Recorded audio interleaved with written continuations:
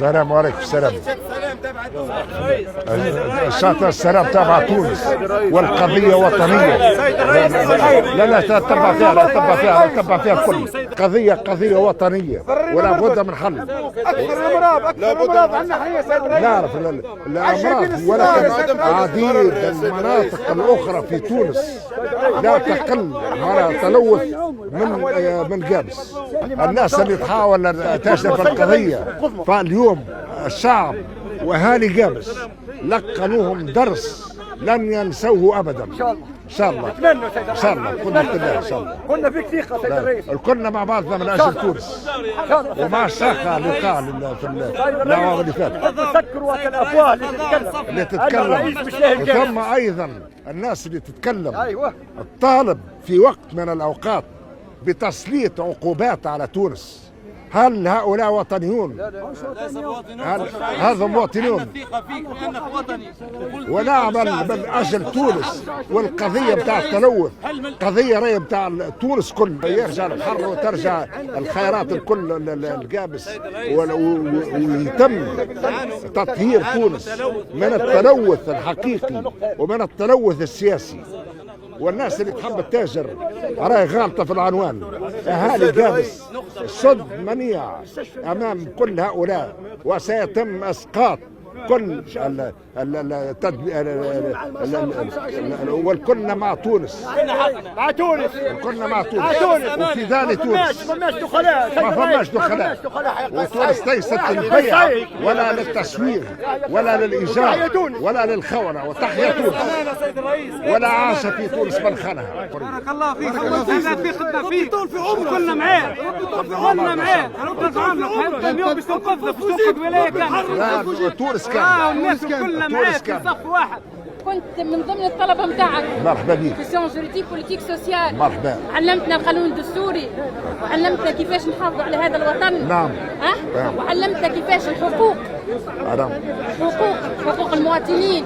حقوق المواطنين. نعم سيد الرئيس. في حقهم في وطنهم. ونجلك برشا. الله يبارك من الوقت اللي قريت عندك وقريت كنت برمي تلامذتك متشرفه فخوره جدا جدا. وانا بالفعل فخور وانا كنت اتكلم ومسارك الدراسي وكملت وواصلت. مانيش لاقيه القدره باش نحكي معاك وبعثت لك برشا رسائل سيد الرئيس. توصلني الرسائل وما تجيش حتى رساله ما تمشي بالمرتاح. مش راني شط زي بنت المكان هذايا. لا نعرف وعدد كبير من المكان هذا.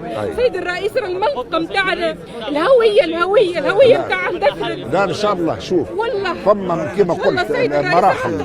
كما دخلت انت المرحله اللي نجحت في المرحله الاولى ومن بعد خذيت المتريز ولا خذيت وقتها كانت تسمى الاستاذيه. المتريز هاني توا هاني نخدم.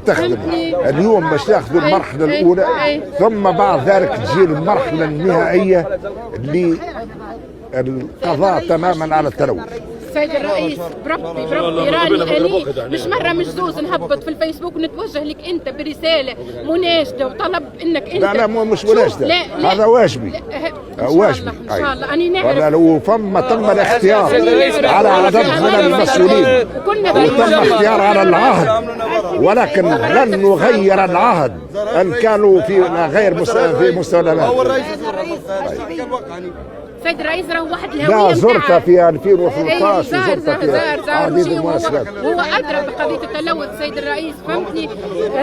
وشفت الحلول اللي قدموها الشباب. البحر هذا مش لاقي الكلام اللي تو البحر هذا كنا نلعبوا فيه كنا نعوموا فيه ذكرياتنا كلها فيه. نعرف كنا نقتاتوا منه وين جراد البحر بالنسبه للحوت مشابه. الهويه تمست. لا لن تطمس ستعود جابس كما كنت اعرفها في العام 60. شوف والي ولا معتمد ولا اي مسؤول اما يتحمل المسؤوليه. سيد الرئيس تفكيك الوحده الشعب اي شيء تفكيك الوحده استنى تفكيك الوحده لحظه بالنسبه لتفكيك الوحدات التي لم تعد صالحه سيتم تفكيك. هناك مجموعة من اللي تم إصلاحها باش وما تؤديش إلى الانبعاثات.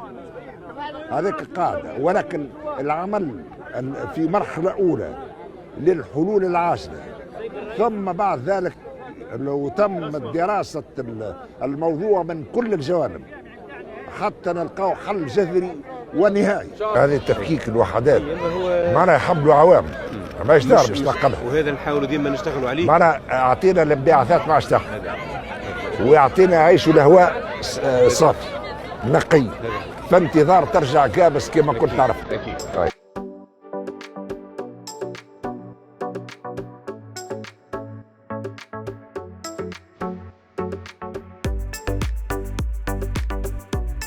فوسفوجيس هذا قبلاش من طرنات تو كمية كبيرة برشا من نهار جانا الصغير تو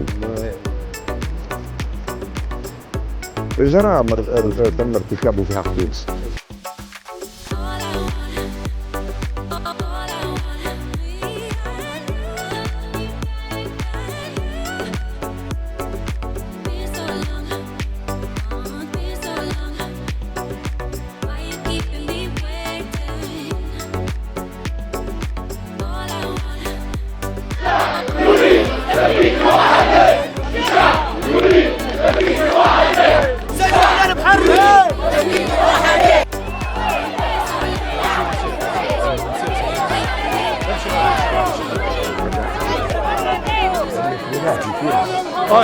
كله فساد، فساد اكبر فساد، اكبر فساد، اكبر فساد، ولا بد من وجيتم انت باش تنظف تونس وانت راجلها تونس كلنا مع بعضنا وبالصحيح راه ومانا بالصحيح بالرجال وحني معاك وماش باستتباع اضرب حني معاك كلنا انت رئيسنا هاكو قولوا تحيا تونس، تحيا تونس ولا عاش في تونس من خانها ولا عاش في من ليس من جندها نموت ونحيا ونحيا على عهدها.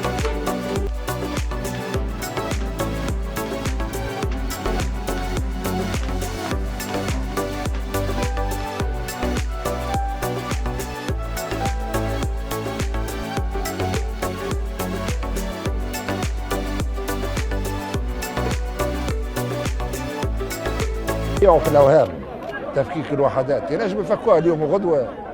لا عارفين هذا الموضوع يلزم الحل عاجل باش ما تصيرش البعاثات، ما تصيرش اللي صار عملناه وما عادش يتكرر، وثم الوحدات ان شاء الله الكل ترجع كابس كما كنت ان شاء الله. ان شاء الله سيد الرئيس.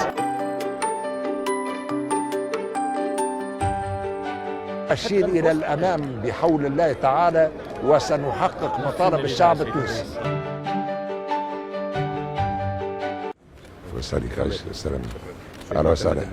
أهلا وسهلا مرحبا بك عايش. أهلا وسهلا مرحبا. أهلا وسهلا مرحبا بك عايش. عايش مرحبا بك. مرحبا بك عايش. انخرطت واكثر من الانخراط لقنت درس الى العالم كله في التصدي الى المؤامره التي كانت تحاك ضد جابس. هناك مطالب مشروعه وهناك في الحراك، وكنت اتابع كل يوم معنا العمل كان كبير جدا في السلم الأهلية وفي التصدي لمن كان يريد أن يشعل النار فاحترق بالنار التي أشعلها.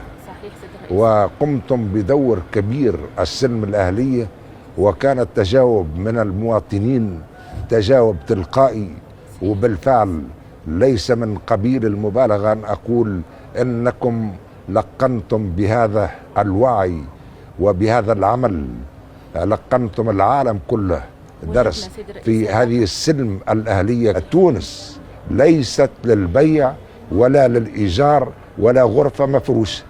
المؤسسات والمنشآت العمومية سيتم إن شاء الله العمل من أجل أن تبقى تونسية خالصة وتبقى ملك للشعب التونسي. ما قمتم به وتوجه إليكم بالتحية على هذا الوعي الكبير وعلى الجهد الكبير الذي قمتم به في العديد الأوقات، في الوقت الذي كان البعض يريد تفجير الوضع بأي طريقة كانت. والحمد لله تعالى الأهالي أبرزوا وعيا شاهقا ووعيا كبيرا، وعيا ثابتا تصدوا لكل هذه المحاولات. نعم مع التفكيك، ولكن التفكيك يقتضي أعوام، وهناك تصور استراتيجي مع فريق العمل لجملة من الحلول بالنسبة للوحدات التي لا تعمل وتخرج منها انبعاثات يتم بطبيعة الحال وضعها خارج العمل. وهناك ما تم إصلاحه في المدة الأخيرة، الانبعاثات نقصت، وهناك بعض الأخطاء لا بد من تداركها، ولكن ما دام هناك شعب بهذا الوعي فإن كل المحاولات وكل المناورات ستتكسر عليها هذه المحاولات اليائسة. الشعب يريد تفكيك شبكات الفساد، وحين نفكك شبكات الفساد من تونس، من رأس سنجلة إلى برج الخضرة، ستعود تونس كما نريدها وكما يريدها الشعب التونسي.